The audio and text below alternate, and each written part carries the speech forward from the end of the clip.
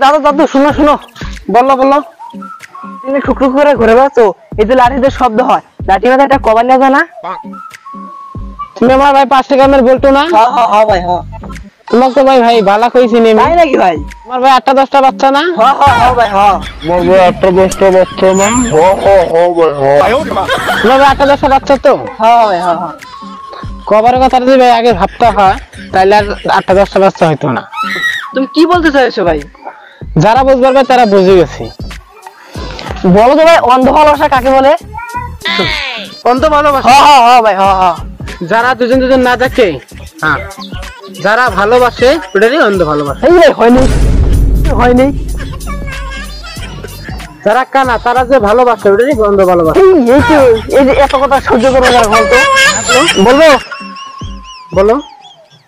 অন্ধ ভালোবাসা তাকে বলে যে মা 10 মাস 10 দিন পেটে রেখে না দেখে ভালোবাসে, তাকে বলে অন্ধ ভালোবাসা।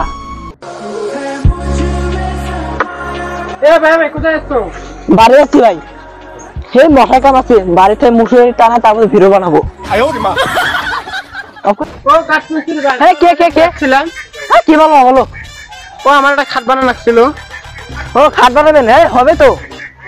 আমার বউটা একটু মোটা, খাটটা একটু হিপি করে বানানো। হ্যাঁ হবো। ও তোমার খাট হেপি লাগবে? হ্যাঁ। হ্যাঁ ওসব নিয়ে তোমার চিন্তা করতে লাগবে না। আর এমন খাট বানিয়ে দেবো না, গ্রামের সব লোক এসে তোমার বউ পাশে শুলেও খাট ভাঙবে না। নমস্কার। এ কি? আর 7 দিন পর তার ফাঁসি হবে। তোর ইচ্ছা মনের আশা পূরণ হবে। কি খাবি আমার কাছে বল। আমাকে একটা পাকা কাঁঠাল খাও। কয় কি? পাকতে তোর 7 মাস লাগবো। হোক না 7 মাস, 7 মাস তো আমারই ভালো। আর 7 মাস দেরি করে আমার ফাঁসি হবে। না ওটা হবে না, অন্য কিছু। তাহলে আমার বউর সাথে একদিন দেখা করে দাও আমার। হবে। যা ওরা নিয়ে